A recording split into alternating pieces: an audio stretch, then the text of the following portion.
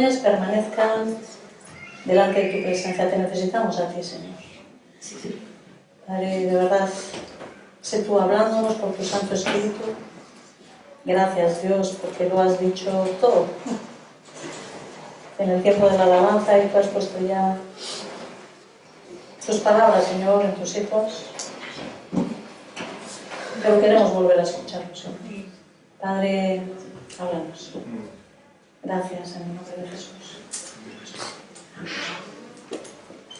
Amén, amén. Doy gracias a Dios, ¿no? Porque muchas veces Él permite que el tema y las cosas que yo tengo escritas para la predicación estén ya reflejadas en el tiempo de la alabanza, en las oraciones, y eso más me confirma, ¿no? Lo que es el mensaje o lo que quizás Dios ha puesto en mi corazón para compartir.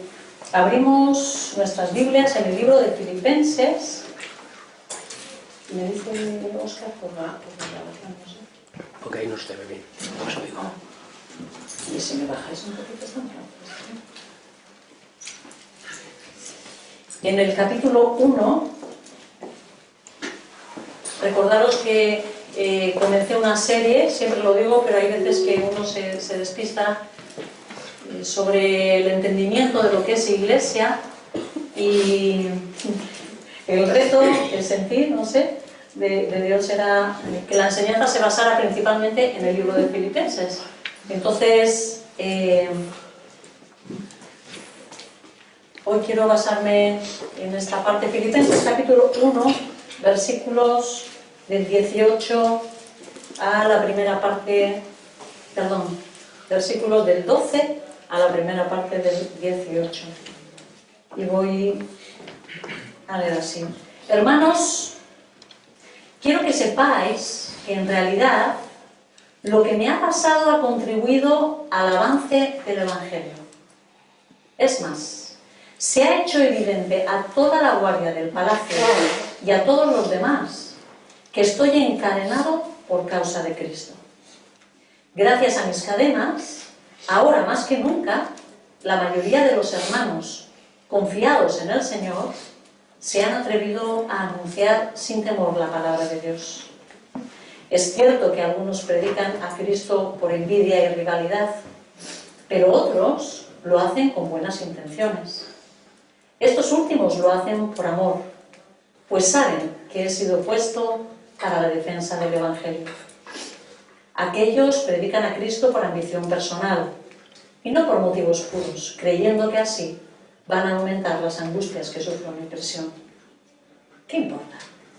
Al fin y al cabo, y sea como sea, con motivos falsos o con sinceros, se predica a Cristo. Estamos viendo a Pablo. ¿Dónde está Pablo? En la cárcel. En la cárcel, muy bien. En la cárcel, más que en la cárcel, Pablo está encadenado, pero encadenado a un soldado romano, de la guardia romana, que le está acompañando a él todo el día, no sé si la noche, me imagino que también. La idea es que está en un arresto domiciliario, ¿sí? En una casa, ¿sí? En la que está continuamente acompañado por sus expresiones, ¿no? Del tema de las cadenas.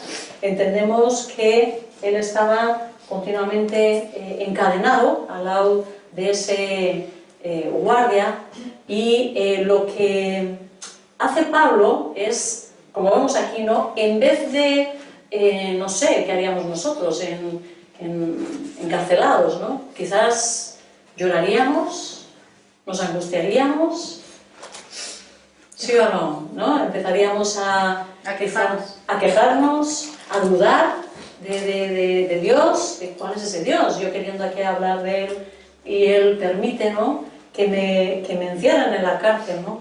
Pero para Pablo la situación que él estaba viviendo no fue estorbo para esforzarse en la tarea que Dios le había encomendado. Y Pablo era un hombre que había sido llamado ¿a qué? A proclamar el Evangelio a las naciones, ¿no?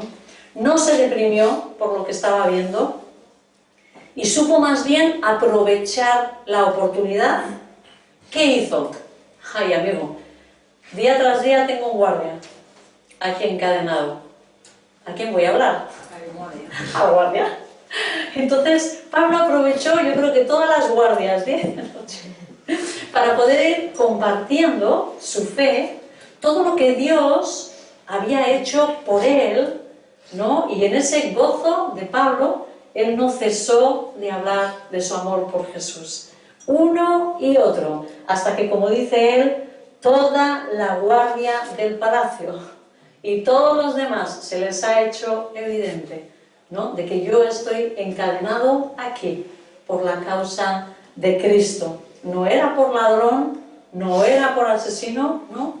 Pablo estaba allí por haber amado a Jesucristo, y eso lo supieron todos, ¿no? Pero la responsabilidad de compartir este evangelio no era una responsabilidad exclusiva de Pablo. Hay veces que pensamos, ¿no?, de que y tenemos siempre montadas excusas en nuestras mentes, como diciendo, bueno, eso quizás sea cuestión pues del pastor, de los líderes, no sé, quizás del encargado del evangelismo, ¿no?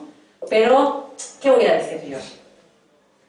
Si yo no sé, si hace poco que he conocido, si no tengo palabras, soy torpe, soy una persona, es que nunca he sabido explicarme como es debido, ¿no? O, no sé, cualquier cosa, ¿no?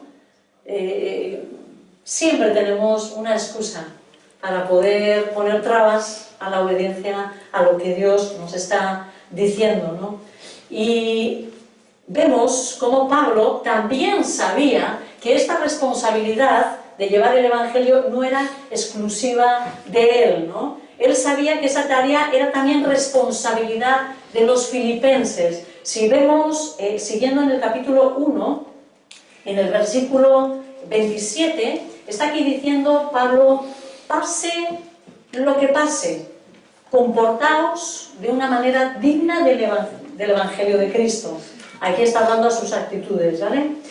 Hablaremos también de eso. De este modo, ya sea que vaya a veros o que estando ausente, es decir, que todavía no los haya visitado, sino que esté en otro sitio, tenga noticias vuestras, sabré que seguís firmes en un mismo propósito, luchando unánimes por la fe del Evangelio. ¿Sí? Esta es una responsabilidad de todos los santos, de todos los hijos de Dios. Luchar unánimes por la fe del Evangelio.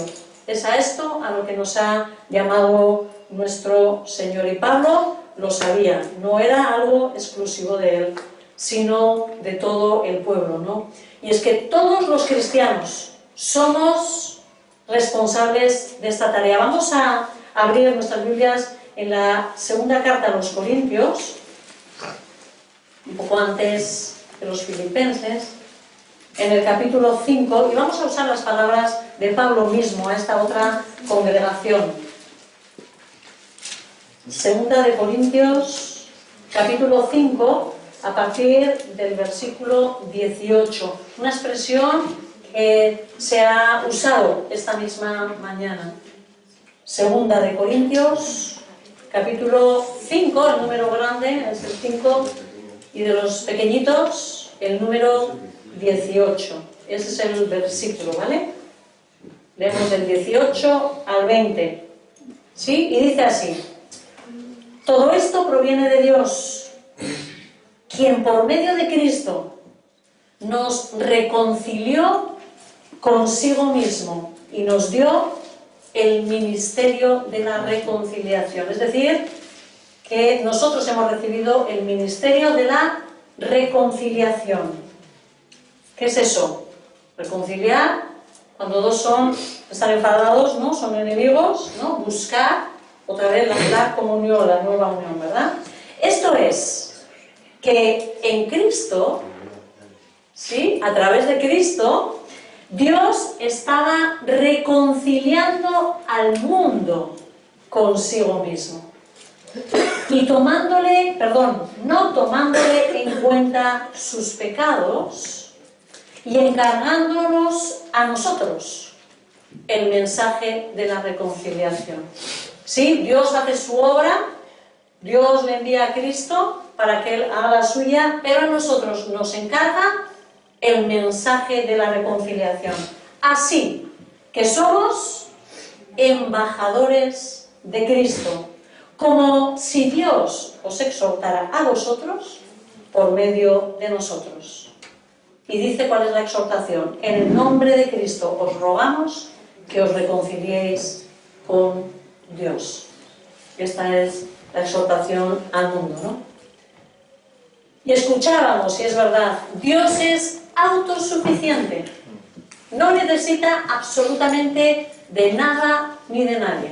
Hubiera podido poner a los árboles para hablarnos, hubiera podido enviar a sus ángeles, ¿no? Igual uno diría, bueno, si se me apareciese un ángel y me explicara el Evangelio, pues igual, entonces acepto a Jesús. Pues no, Dios no le ha dado este mensaje a los ángeles, te lo ha dado a ti, que ya conoces a Jesucristo. ¿Por qué? Porque solamente una persona que ha experimentado la gracia de Dios puede ser la persona que mejor transmita a otros lo experimentado, que eso es lo que significa ser testigo, ¿sí? A tal punto dar fe de lo que me ha pasado, aquello que por ejemplo hizo Miren en aquel encuentro, ¿no? Ese exponer lo que ella ha vivido, cuáles han sido sus sentimientos, su experiencia, ¿no? Que esté dispuesta a incluso entregar su vida hasta la muerte. La palabra testigo tiene su raíz en la palabra mártir. ¿Sí? La palabra testigo es martirium, como mártir. ¿Me explico? ¿Sí? Es aquel que ha vivido, es aquel que está dispuesto a decir lo experimentado hasta el fin, lleve a donde le lleve.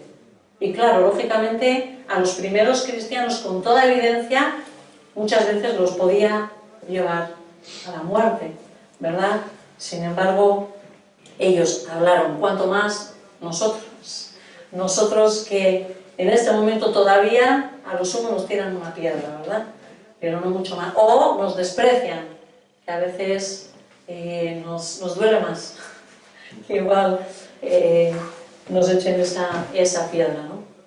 Vamos a reflexionar en algunos textos que Dios nos ha dejado en su palabra para que nosotros tengamos conciencia de la labor que nos ha delegado, ¿no? Y para que no nos escapemos nadie de aquellos que le conocemos. Marcos, Evangelio de Marcos, en el capítulo 16.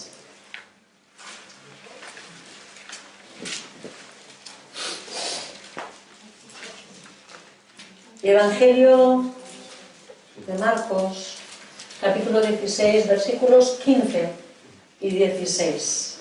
Vamos a Jesús, cuando ya ha resucitado y está hablando con los suyos. Y les dice así: id por todo el mundo y anunciad las buenas nuevas a toda criatura. El que crea y sea bautizado será salvo, pero el que no crea será condenado. Aquí estamos viendo, con palabras de Marcos, ¿no?, la magnitud, la extensión que tiene la Gran Comisión, esa encomendación que Dios dio a los suyos. Estamos ante un imperativo de comunicar el Evangelio ¿a quién? A toda criatura, a toda criatura. Y literalmente dice a toda creación. ¿Sí? Tenemos que intentar llevar el Evangelio a todo el mundo, a toda persona. Esa es la magnitud. ¿Hasta dónde? Hasta que llegues a todo el mundo. El versículo 16, la segunda parte, lo que nos hace es, nos dice cuál es el resultado de nuestra predicación. Pues hay dos posibles resultados. Siempre. Ante la palabra de Dios, siempre hay dos formas de responder. Puede ser que la persona crea, consecuentemente se bautice, por eso dice, ¿no? Que crea, se bautice, ese será salvo, ¿verdad? ¿Qué quiere decir eso? No va a sufrir la muerte. Que no va a sufrir la muerte segunda, esa muerte eterna que se llama infierno. Es de eso de lo que va a salvarse, ¿no? ¿A través de qué? De creer el mensaje del Evangelio. Pero hay también la posibilidad de otra respuesta. Y todos sabemos que suele ser la más frecuente. Y nosotros mismos, muchas veces, antes de doblar nuestras rodillas delante de Jesús y reconocerle como ese Señor soberano sobre nuestras vidas, seguramente muchas veces hemos hecho esto mismo.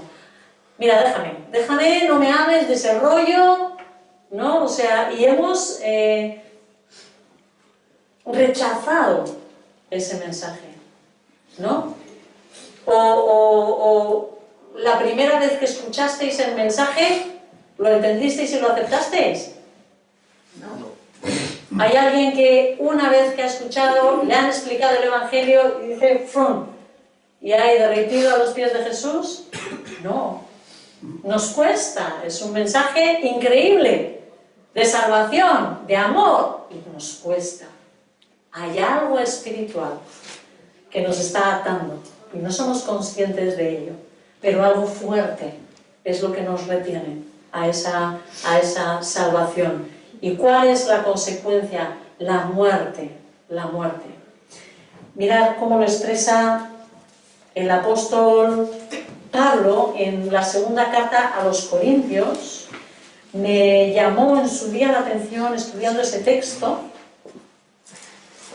cómo lo explica él, ¿verdad?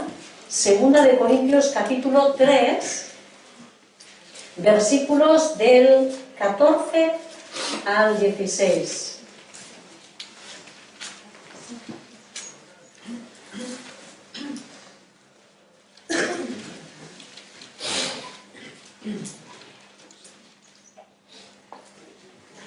No, ¿qué apunto yo aquí?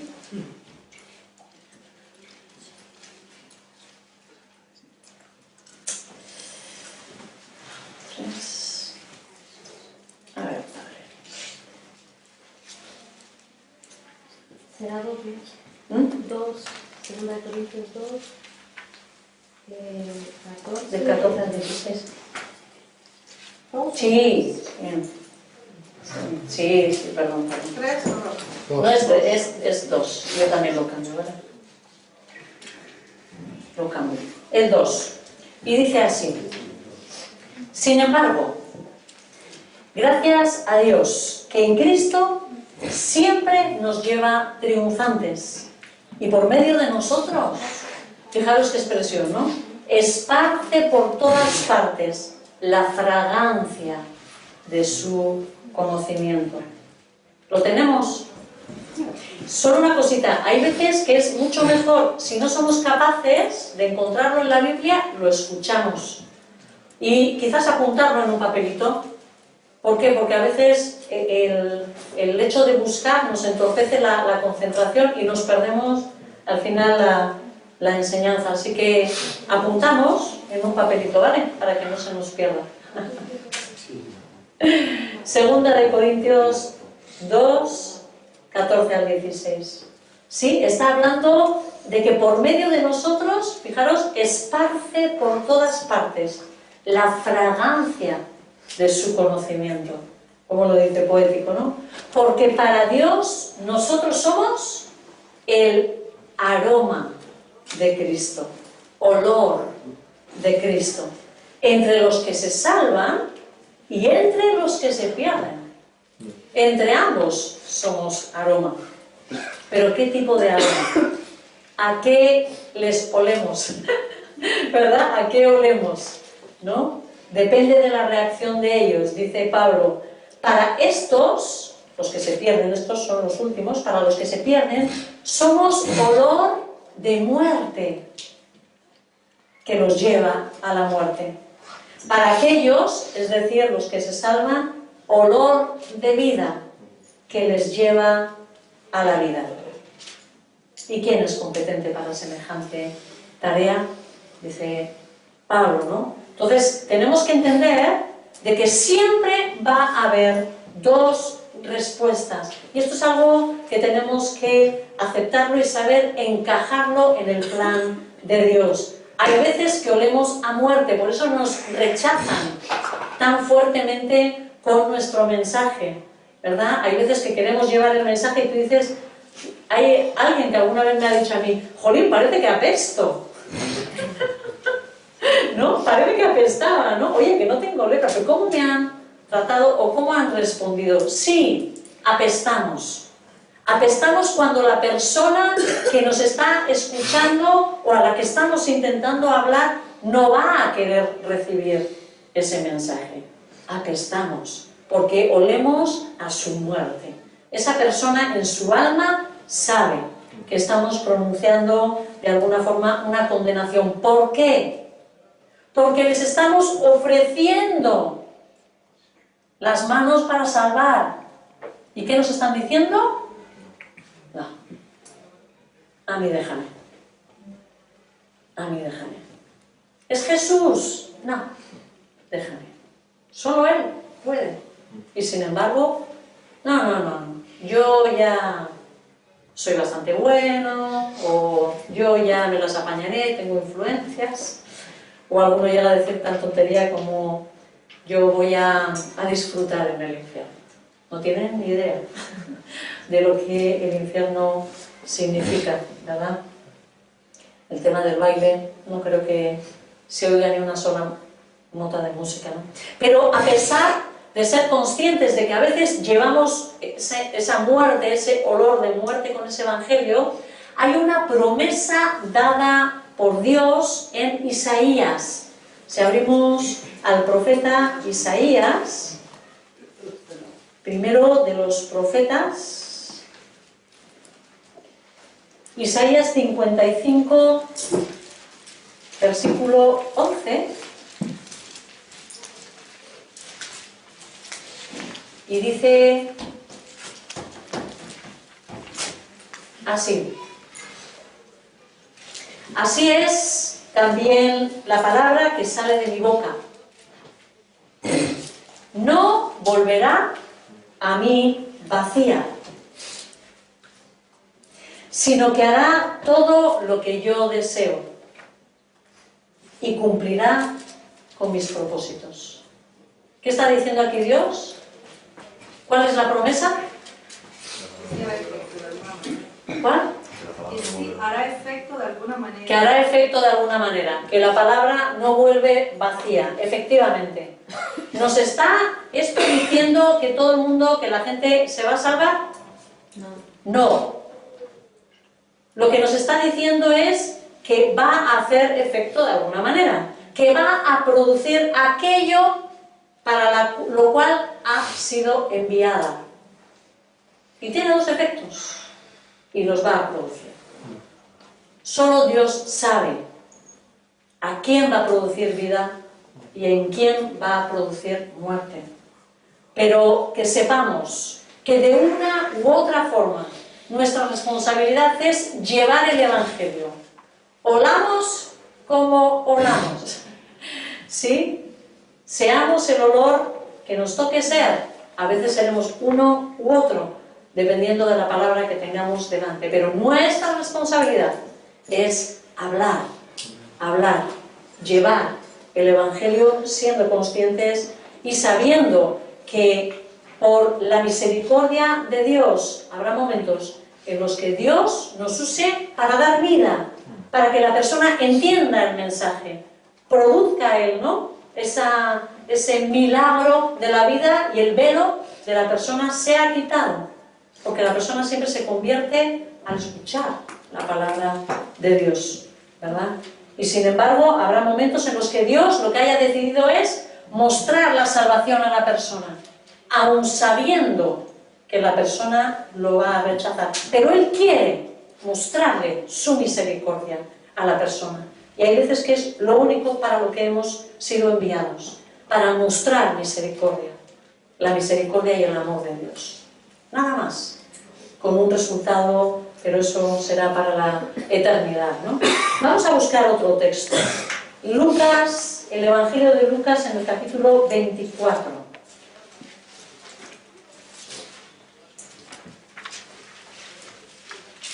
Lucas 24, versículos 46 al 49.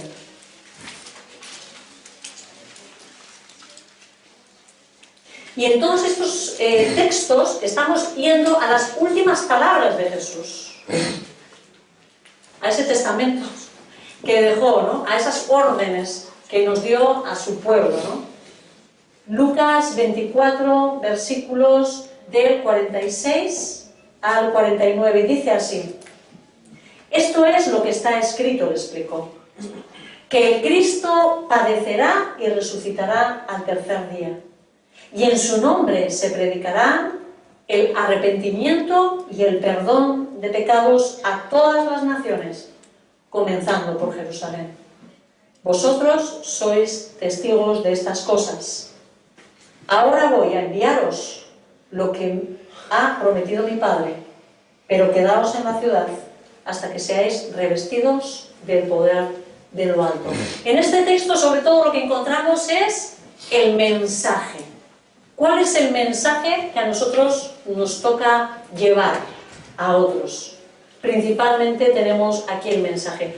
Todo lo que estaba escrito en el Antiguo Testamento es lo que está diciendo Jesús a sus discípulos.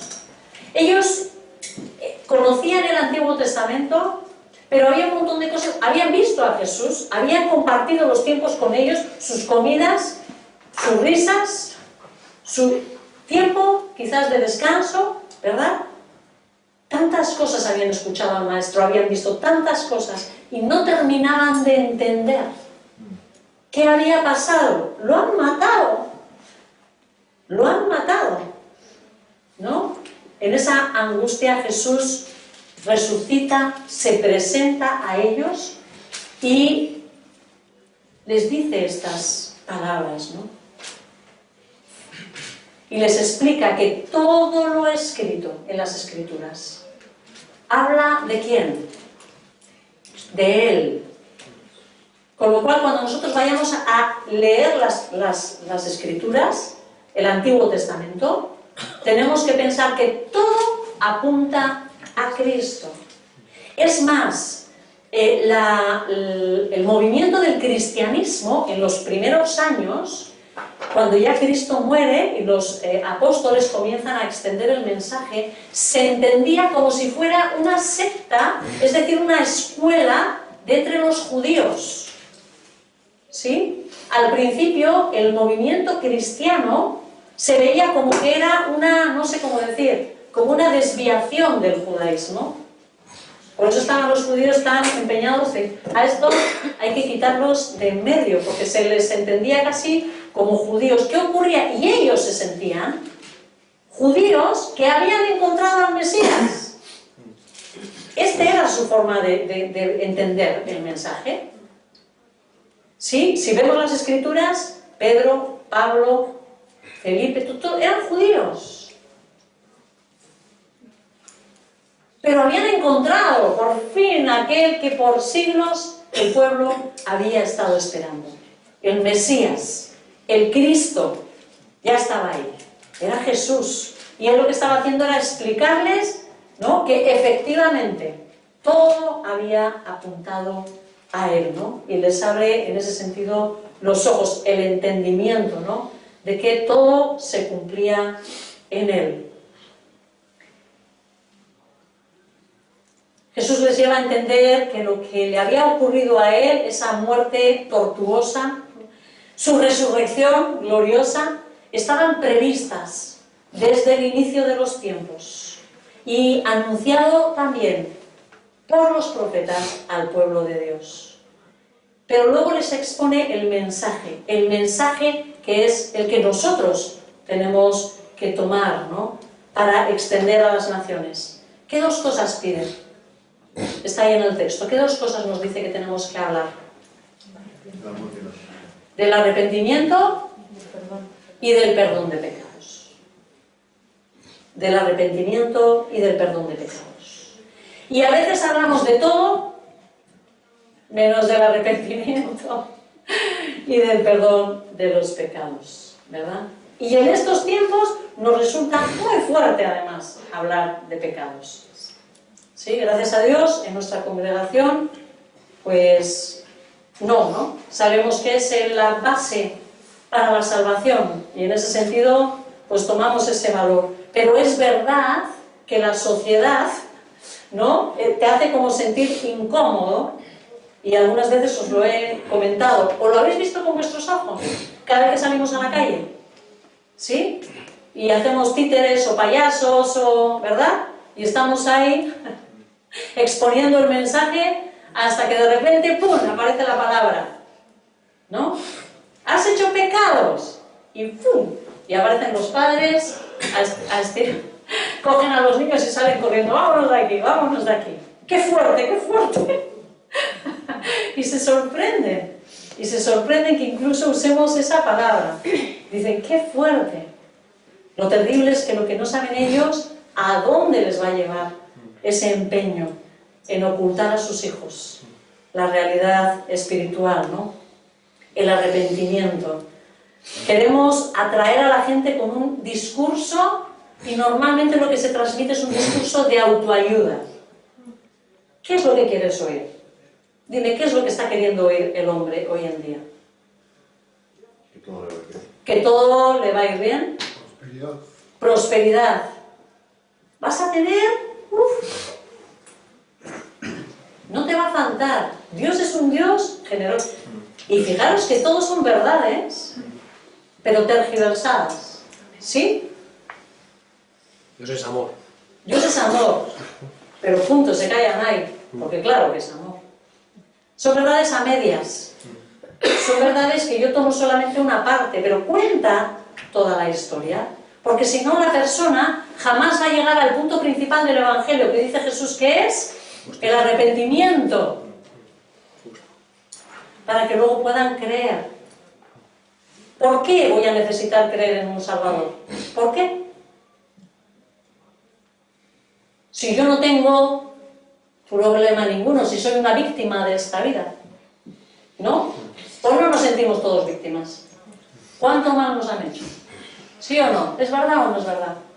Todos nos sentimos víctimas en nuestro corazón. Todos son malos, pero ¿cuánto nos cuesta ver la maldad? Qué terrible es cuando te tienes que enfrentar a tu maldad. A la de los demás siempre estamos completamente dispuestos para verla. Y podríamos describirla con pelos y señales. No tenemos ningún problema. Tenemos un ojo clínico para eso, terrible. La de los demás. Pero hay, amigo, lo que nos cuesta mirarnos a nosotros, no para tenernos lástima, sino para ser confrontados con el Espíritu Santo. ¿Pero yo qué he hecho? ¿Pero yo qué hice? ¿Pero yo qué dije? ¿Yo qué sentí? ¿Cómo actué?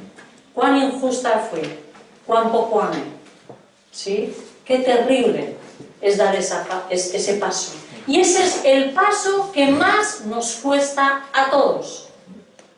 Y a nosotros, ¿eh? Si no llega a ser por el Espíritu Santo, pues ¡pum!, nos arrodilla y nos quita esa venda de los ojos y de repente ¡pum!, vemos todo nuestro pecado y sentimos esa maldad encima y caemos muchas veces llorando diciendo perdón, perdón, perdón, perdón, porque nos duelen los pecados. Si no fuera por esa misericordia y esa gracia de Dios, que en su amor nos ha querido revelar quiénes somos, ahí estaríamos todos, tomándonos un pincho. ahí estaríamos, tranquilamente, hablando de tonterías, vanidades, con un corazón vacío, eso sí, con un corazón completamente vacío y sin saber a dónde iba nuestra alma, ¿no? Queremos tener discursos agradables. Tú vales, tú puedes, eres genial, eres lo mejor, Dios no puede vivir sin ti, ¿no? ¿Qué iba a ser de la existencia de Dios si no te hubiera creado a ti? Y lo único que hacemos es alimentar el ego.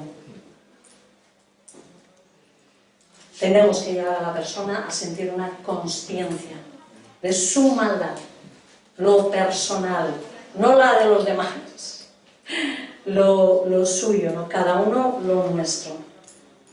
Y así sentiremos esa necesidad de pedir perdón, lo primero, porque pesan tanto los pecados cuando uno empieza a ser consciente, son tan pesados y hacen tanto daño a nuestra alma que los queremos quitar como sea, ¿verdad?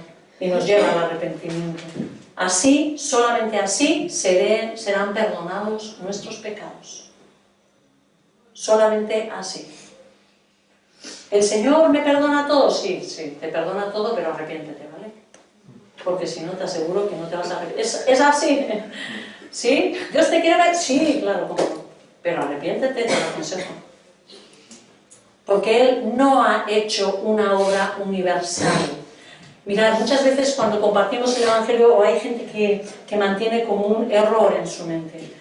Y mucha gente en esta parte del continente sabemos que Jesucristo murió en una cruz.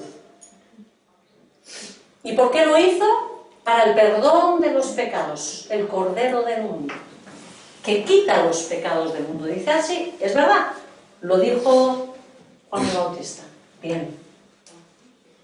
Pero eso significa que ya Jesús murió y aunque nosotros éramos malos, ya todos los pecados fueron perdonados y nosotros como si tal cosa. No, ni mucho menos. ¿Qué hemos dicho antes? Que lo deja bien claro ese mensaje, que el que cree se bautiza.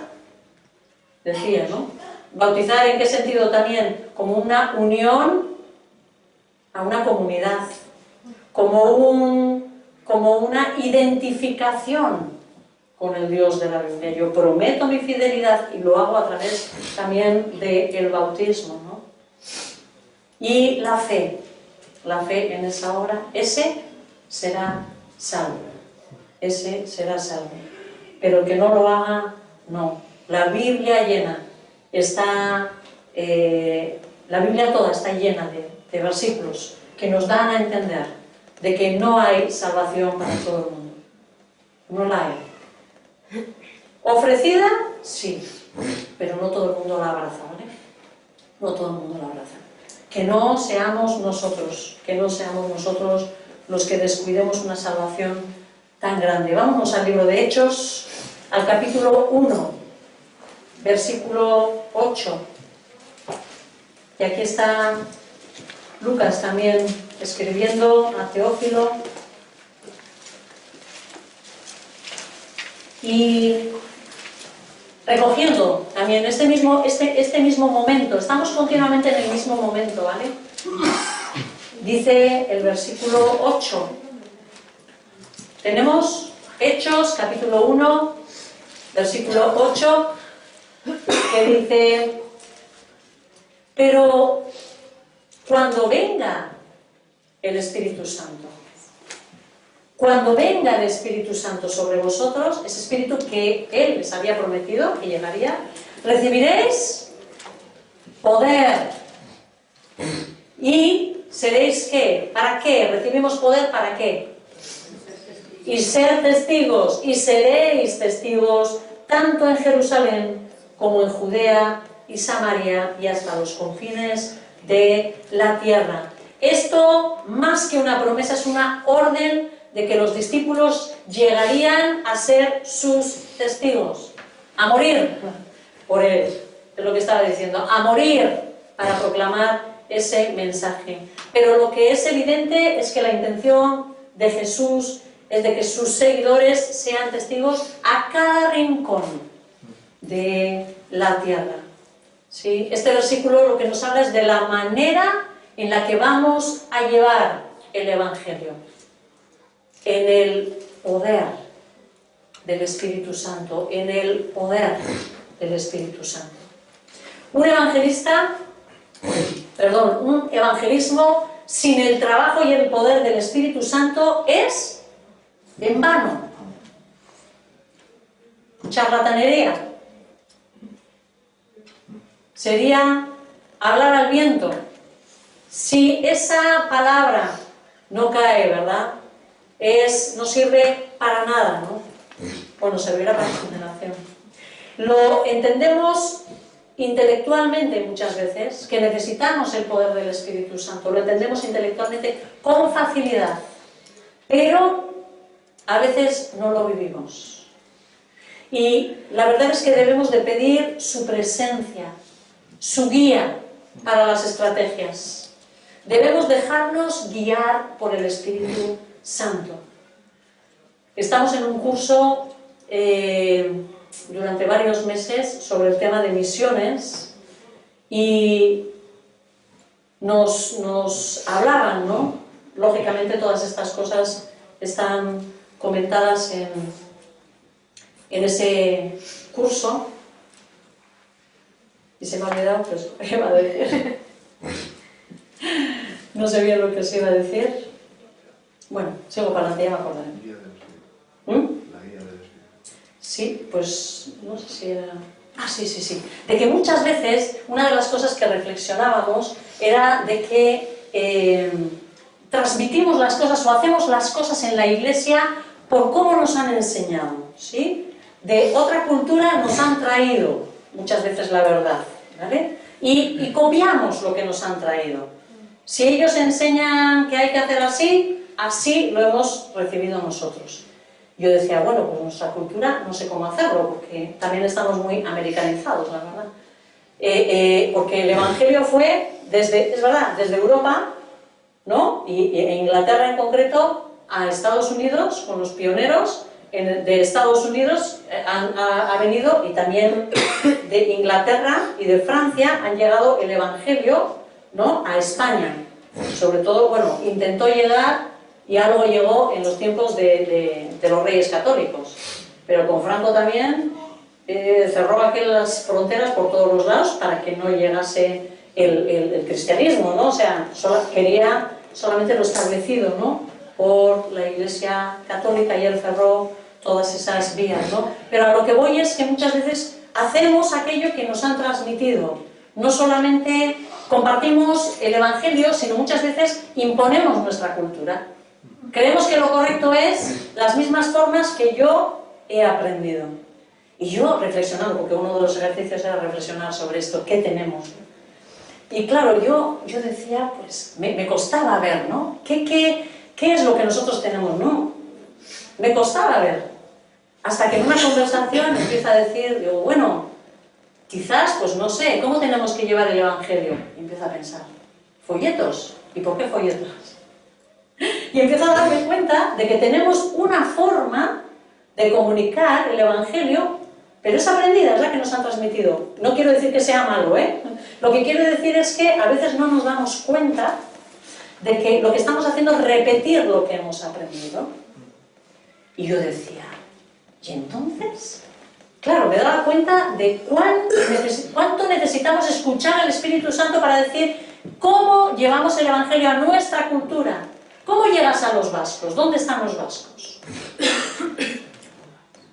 ¿Dónde se reúnen los vascos? En los bares. Y viene el Evangelio de Latinoamérica diciendo que el vino, en sí, el vino es pecado. Hasta Jesús lo tomaba, pero bueno, viene con esa idea. Y nos están dando cuenta de que esa idea la traen de Norteamérica por la ley seca. ¿Sí? ¿Y entonces qué hacemos con los vascos? ¿Qué les vamos a decir? ¿Qué les estamos poniendo una barrera? Al infierno. ¿Eh? Al infierno. Al infierno todos. Pero no por tomarse el vino en la comida, que yo no estoy hablando, y vuelvo a decirlo, me conocéis, no estoy hablando de embriagarse. Embriagarse es prohibido, no os embriaguéis, ¿vale? Eso es el pecado, no el vino, porque si no Jesús hubiera pecado, vamos, imagínate encima haciendo pecar, convirtiendo el agua en vino, eso ya sería bestial. Entonces, que entendamos las cosas, ¿vale? Que entendamos las cosas. Entonces yo decía, claro, a los vascos, ¿a través de qué? A través de las comidas, a través de las celebraciones. ¿Cómo podemos llegar a ellos? Quizás las fiestas. Igual tendríamos que ir a comer unos pinchos con ellos. Y empezar a intentar hablar. No sé, pero ahí me daba cuenta de cuán limitados estamos. Pero tenemos que estar a la altura de ellos. Sí, para sí. poder hablar.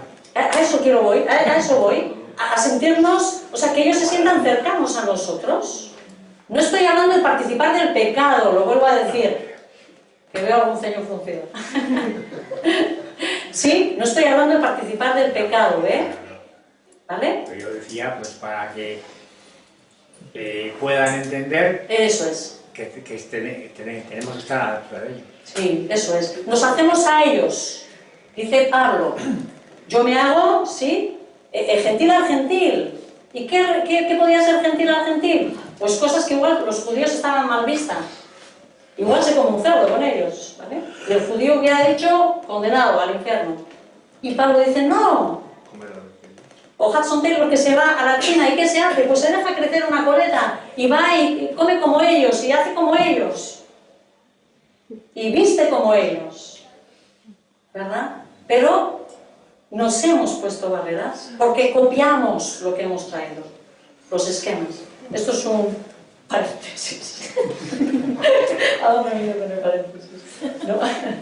Sí, pero la idea es esa, ¿no? O sea, no tiene que ser con nuestras ideas, con nuestra palabrería, ¿sí? La estrategia tiene que ser del Espíritu Santo, que sepamos llegar a la gente de la tierra, amar a la gente de la tierra, ¿sí? Amar lo cultural que no sea pecaminoso de la gente de la tierra. Quizás bailar triquitrishas, ¿por qué no? ¿Sí? Junto con ellos. ¿Sabes ¿Sí? qué hacen los vascos en los bares? No sé. Hablar de fútbol, yo creo. No. Hacen trabajos. O sea, ahí se consiguen trabajos. Ah, sí, se comparte el trabajo. Mira, pues igual es bueno. Pues todos a preguntar a ver si hay trabajo por ahí, ¿no? Juan, capítulo 20. Juan, Evangelio de Juan, capítulo 20. Del 21 al 23.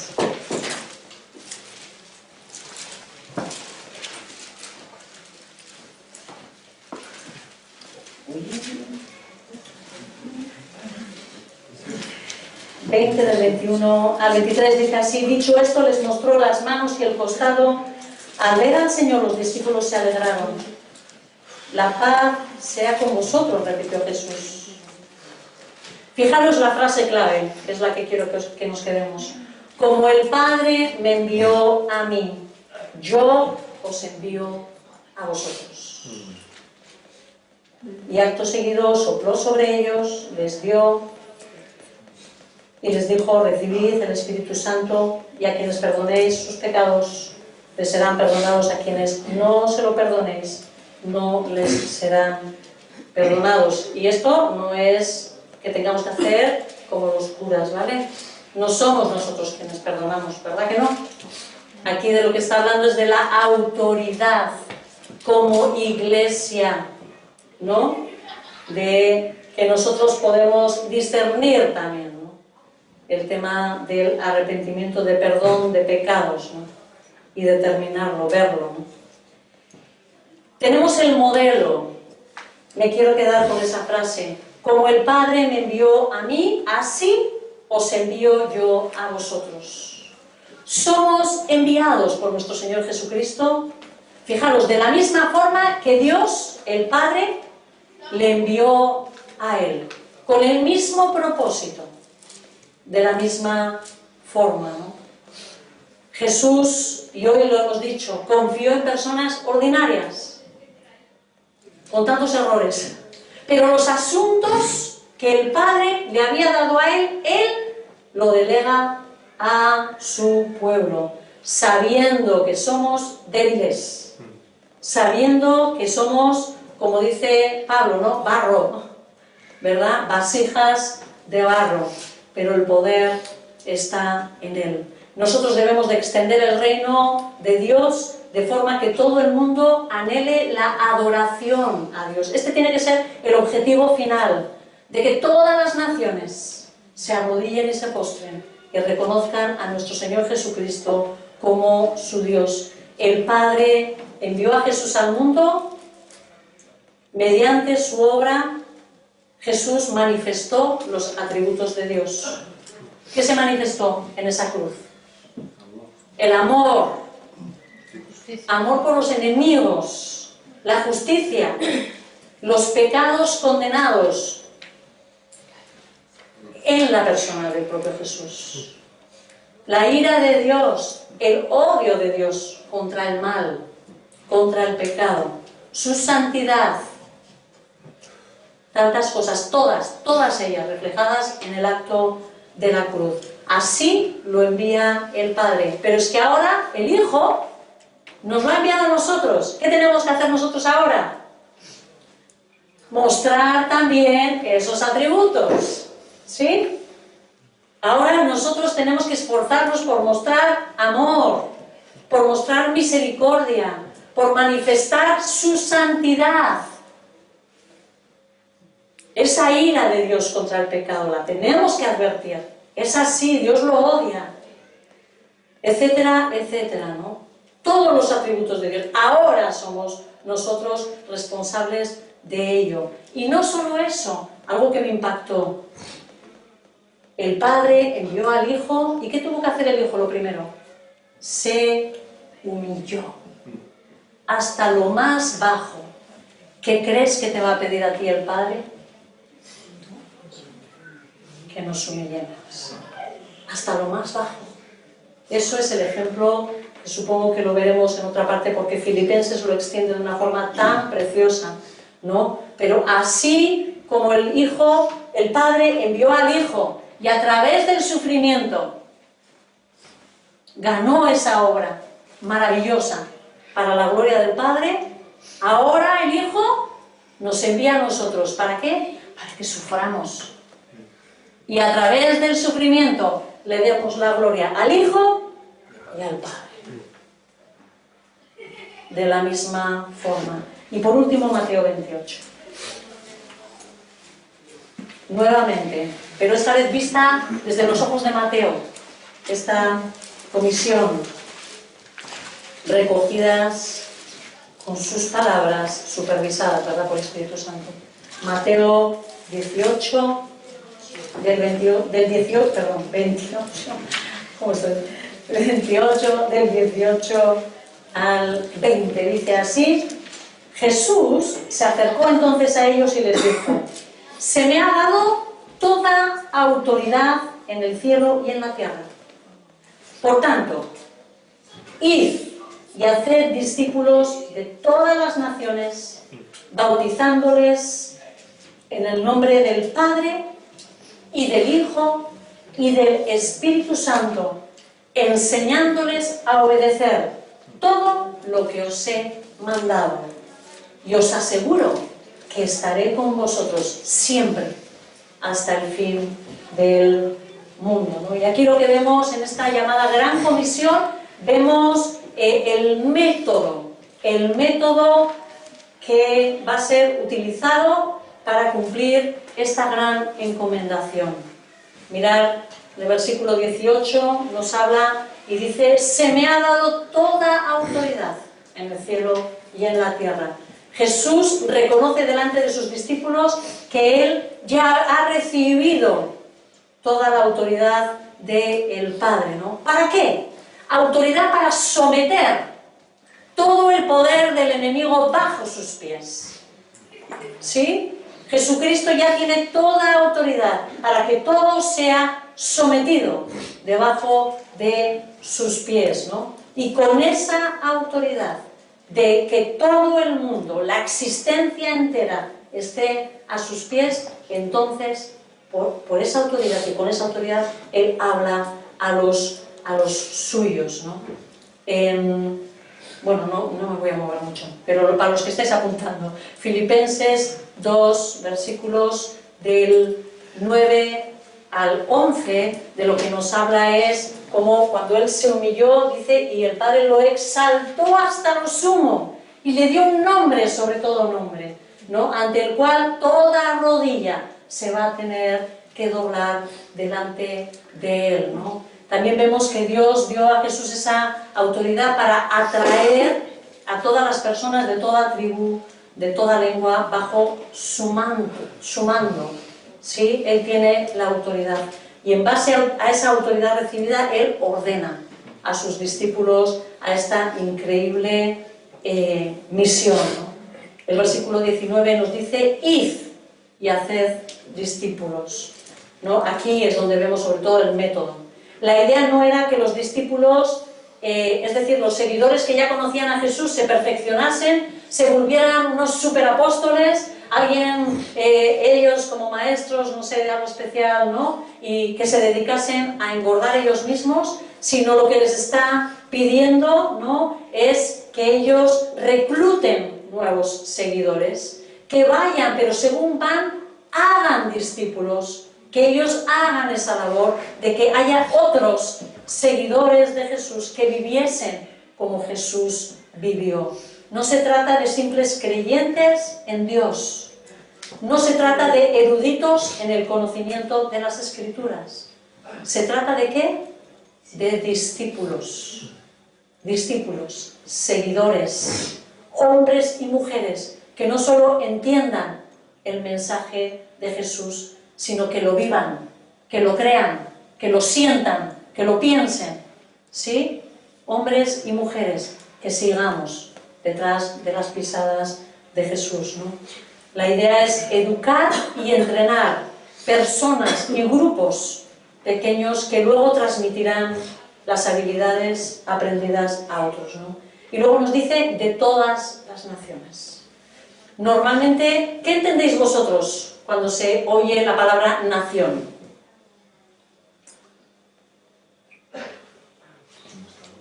Un estado, un país, ¿no? Normalmente ubicamos así, ¿vale?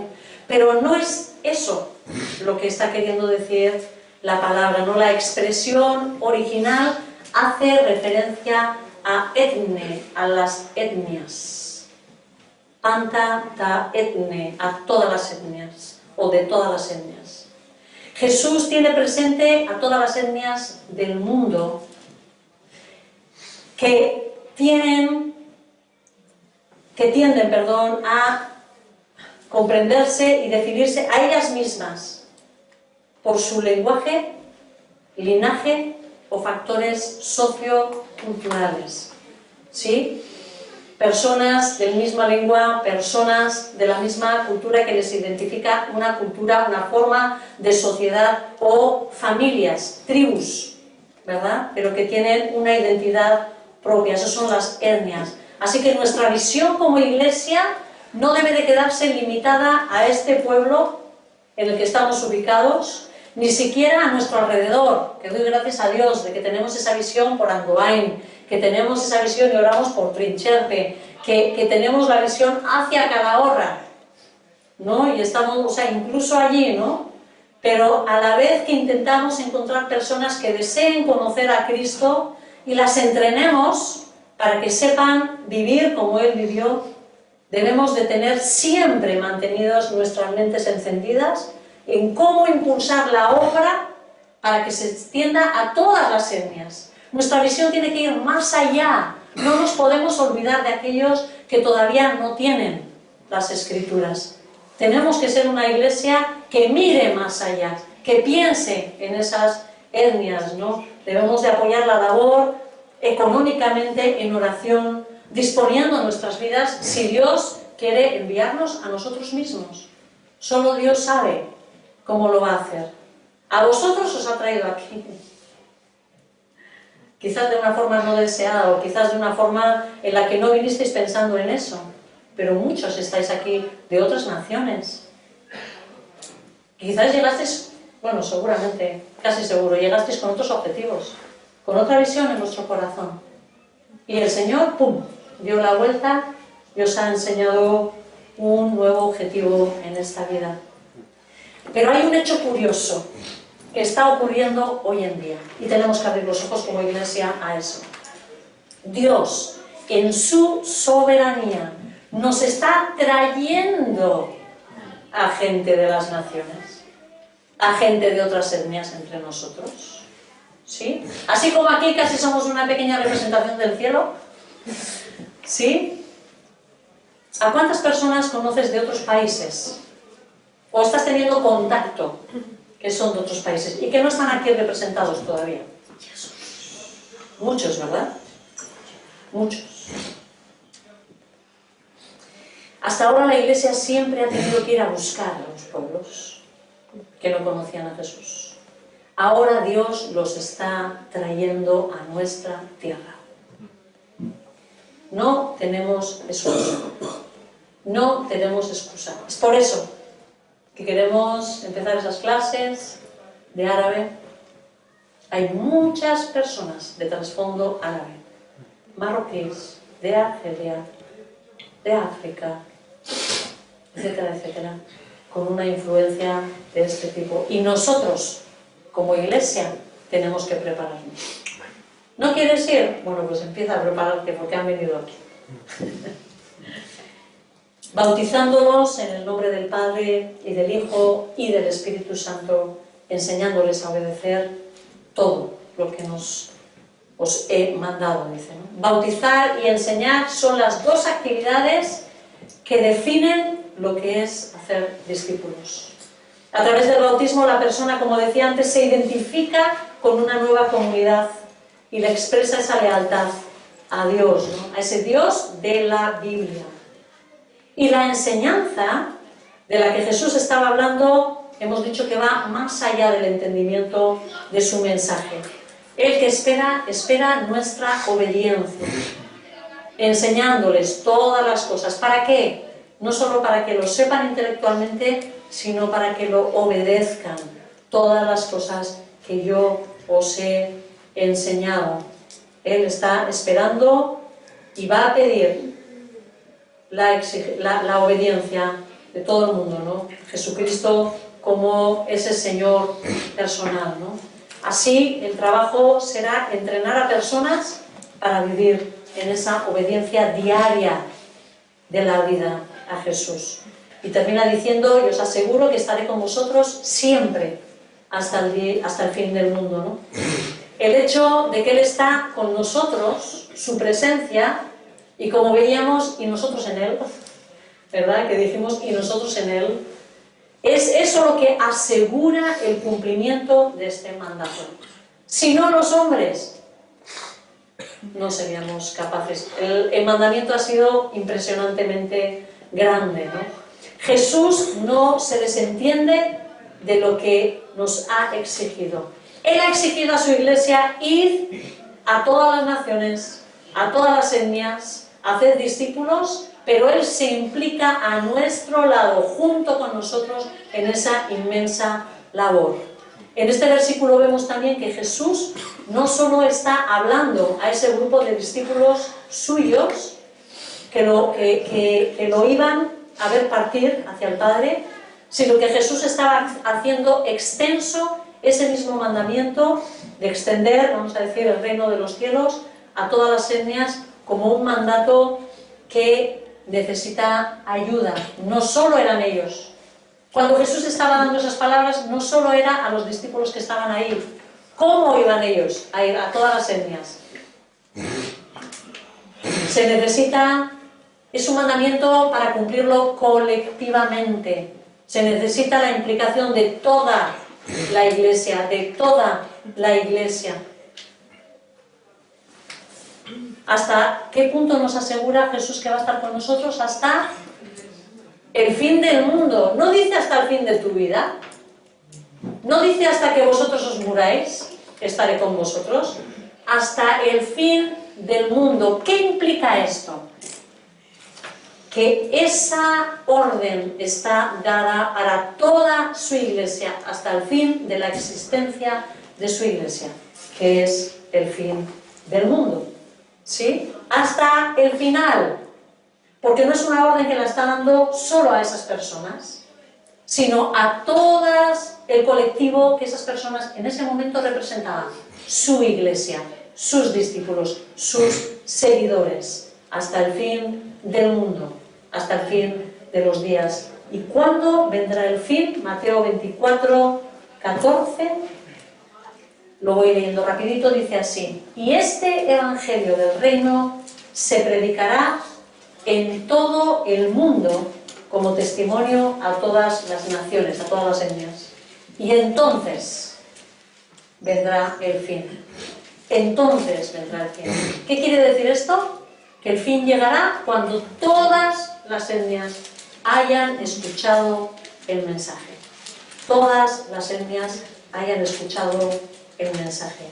Termina de convertirse todas las personas que se tengan que convertir, termina la labor de la iglesia, viene el fin del mundo. Cuando hayamos terminado la labor, se terminará este mundo como nosotros lo conocemos, en esta dimensión con tan lleno de pecado, ¿no? En Apocalipsis, no lo voy a leer, porque si no me estoy extendiendo demasiado, 7, 9, para los que estáis apuntando, nos habla de una gran multitud tomada de toda nación, tribu, pueblo y lengua. Así lo expresa, ¿no? ¿Y qué está hablando? De lo mismo. Es distintas formas de hablar de todas las etnias, ¿no? Esto implica que Dios permitirá que haya cosecha espiritual. Fijaros, si lo entendemos, si hay representantes de todas las etnias, como lo vio Juan con sus propios ojos, y dice, ¿no?, que había gente de todo linaje, de todo pueblo, de toda nación, de toda tribu, delante del Señor, ¿no?, alabando, ¿no? Si hay esa realidad, significa que va a haber por lo menos uno, ¿no?, de cada una de las etnias, por lo menos uno.